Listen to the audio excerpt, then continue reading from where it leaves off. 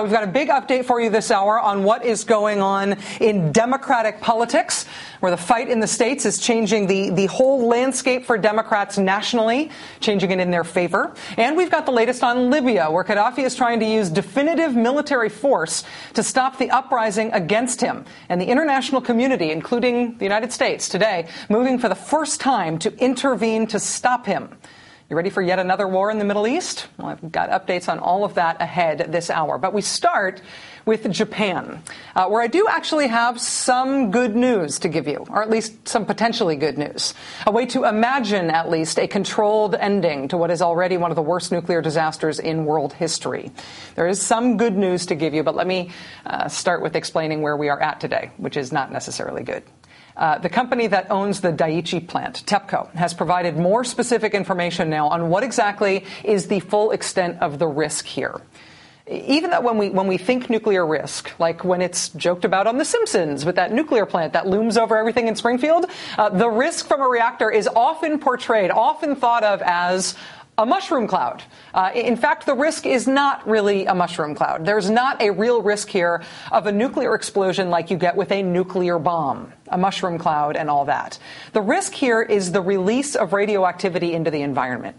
And the important issue is how much radioactivity we are talking about. TEPCO now clarifies that there are just under 1,500 fuel rod assemblies in all the reactors at Daiichi. Fuel rods are what hold the uranium fuel that releases radioactive gunk into the atmosphere if those fuel rods are damaged. Each fuel rod assembly holds about 380 pounds of uranium. So if you do the math, that means in total, the risk we are talking about here is just over 500,000 pounds of uranium in the reactors.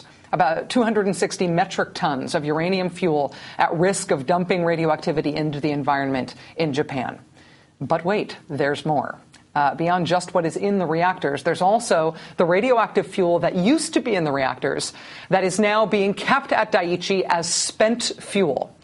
There's more than 7 times as much of that at Daiichi as what is in the reactors. TEPCO says there are over 11,000 fuel rod assemblies of spent fuel that are stored in spent fuel pools at Daiichi. You multiply that by how much uranium is in each fuel rod assembly, and you get 4.3 million pounds of uranium at risk just in terms of the spent fuel that is stored there. That's over 1,900 metric tons of uranium. That is a lot. For reference, what blew up at Chernobyl was a reactor with 180 tons of fuel inside. Even if you are not a science person, even if you are just enough of a news person to be following this story with concern, it helps to understand what this radioactive stuff is. It is not monolithic. Spent fuel is fuel that has been used already. It is therefore not as hot or as radioactive as what's in the reactors. And the older it is, the better. But it is still hot. It is still radioactive. And it does still need cooling by a lot of water being circulated over it all the time. And it still melts down and releases radioactivity if it is not cooled. The difference between the spent fuel and what's in the reactors, really functionally right now for all of us worried about this, the difference is that the spent fuel is not nearly as well protected as what's in the reactors.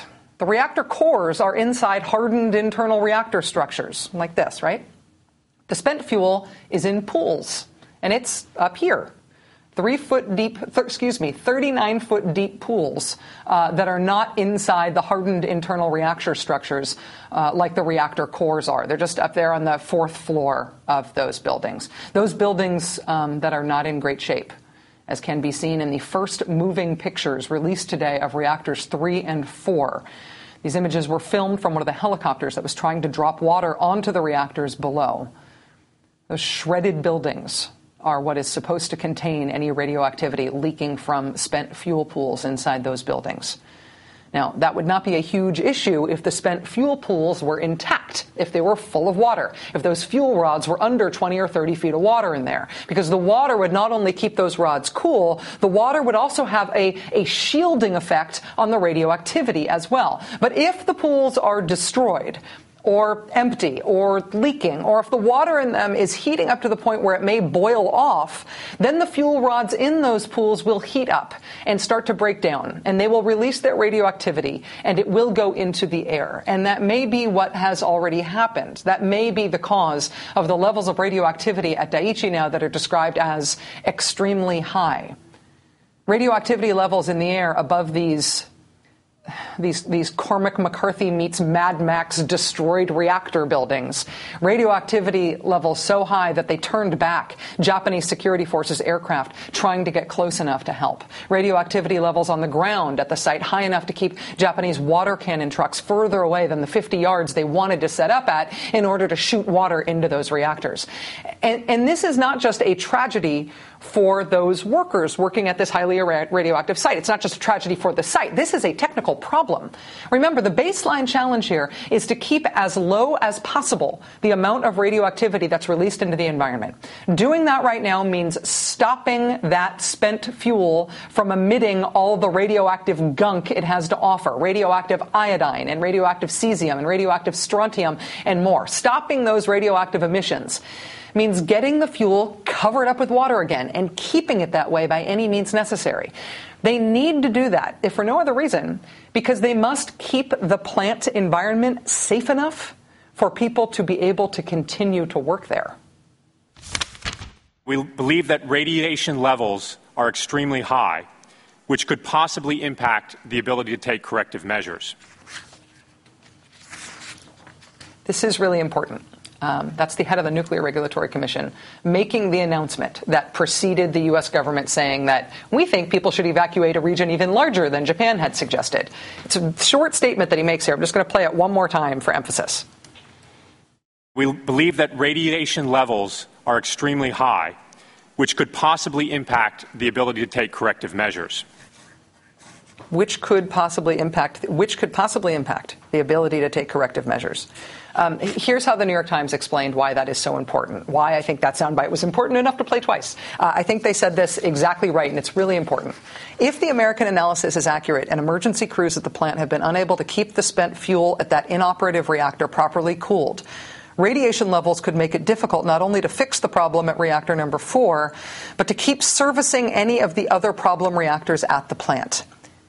In the worst case, experts say workers could be forced to vacate the plant altogether, and the fuel rods in reactors and spent fuel pools would be left to melt down, leading to much larger releases of radioactive materials. That's it, in a nutshell. That's what's at stake. Stuff has to be kept under control enough there so that the plant doesn't have to be abandoned to melt down. I said at the top that there is some good news here, and there is. I promise that's coming. But there is one more element of bad news, or at least news worth understanding as well. This is a new idea that we have not talked about on the show. It is scary sounding, but is worth understanding, and it is understandable even if you do not have a scientifically minded mind. All right, so the fuel rods are 12-foot long, skinny pieces of metal. They are straws, in essence, right? The fuel is actually stacked inside these straws, little Tootsie Roll-like pellets of uranium. As the fuel rods get too hot, the metal starts to break down. What happens to those pellets? Well, if all goes well, maybe the pellets fuse together in the shape they were being held in inside those metal straws. Maybe they stay in an orderly little stack of Tootsie Rolls. If all does not go well, those stacks of pellets collapse. And the uranium doesn't stay in those orderly rods. It gets into a big single molten pile. You've heard the term critical mass, right? It is dramatic sounding when you're talking about bike protests. It is actually dramatic when you're talking about where that term comes from. If the uranium melting down in a spent fuel pool or in a reactor is allowed to melt down completely and become one giant molten mass, TEPCO admitted this week that it is possible that nuclear fission could start again. They call that criticality. If that happened, there would be an explosion. And after all the efforts to prevent the worst from happening by trying to get water onto these fuel rods, in the event of a full meltdown, if all the uranium became one molten pile of muck, then putting it in contact with water would all of a sudden become not a good idea, but a very bad idea. It would make a recriticality more possible, adding water to a molten critical mass of uranium like that. And that would, a recriticality would generate an explosion big enough to really spew this radioactive gunk very far. This is not necessarily going to happen, but the risk is, if the meltdown is uncontrolled, that this could happen. And this is an important point about this. What I just described is not the same as a nuclear explosion. It is not this. It would not be a nuclear bomb. It would not be a mushroom cloud, but it could be a large explosion that spread nuclear material. Do you remember after 9/11 when we all learned the difference between a nuclear bomb and a dirty bomb? Sort of the same distinction, okay? Not a mushroom cloud, but an explosion that would spread radioactive material. Okay, so there's that. Here's the long-awaited, promised good news.